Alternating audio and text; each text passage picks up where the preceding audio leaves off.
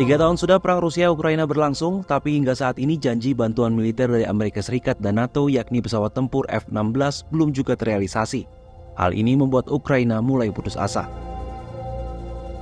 Keputusasaan ini salah satunya diungkap oleh seorang pejabat militer Ukraina dalam wawancara dengan media Politico, Rabu 3 April 2024.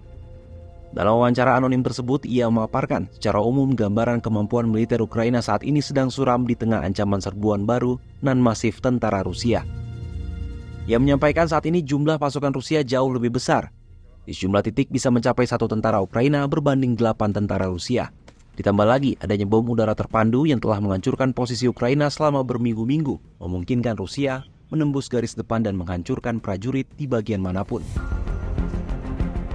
Keluhan Ukraina bisa dilihat bukan tanpa dasar. Bila melihat serangan-serangan pendahuluan beberapa minggu terakhir, garis depan perang yang membentang dari Kharkiv Utara hingga Odessa di selatan telah digempur serangan rudal dan drone Rusia terus-menerus. Serangan itu menargetkan infrastruktur sipil Ukraina yang kembali membuat pasukan dari garis depan kehilangan dukungan logistik dan sumber daya sosial. Salah satu contoh gempuran dahsyat Rusia terkini adalah direbutnya garis depan kota kecil Avdiivka di Provinsi Donetsk.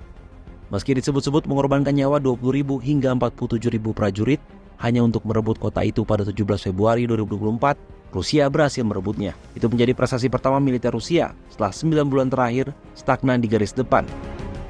Kunci kemenangan Rusia untuk memecah kebuntuan perang selama berbulan-bulan dengan merebut kota strategis Avdiivka itu tampaknya datang dari Angkatan Udara Rusia. Terjadi perubahan strategi dari skema penyerangan awal dengan rudal dan misil termasuk rudal hipersonik Zircon yang sangat mahal menjadi menggunakan bom-bom berukuran masif.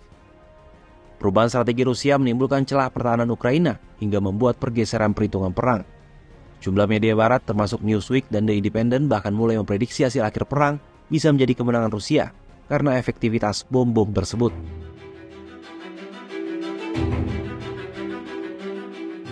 Oleh karena itu, kehadiran F-16 sangat diharapkan.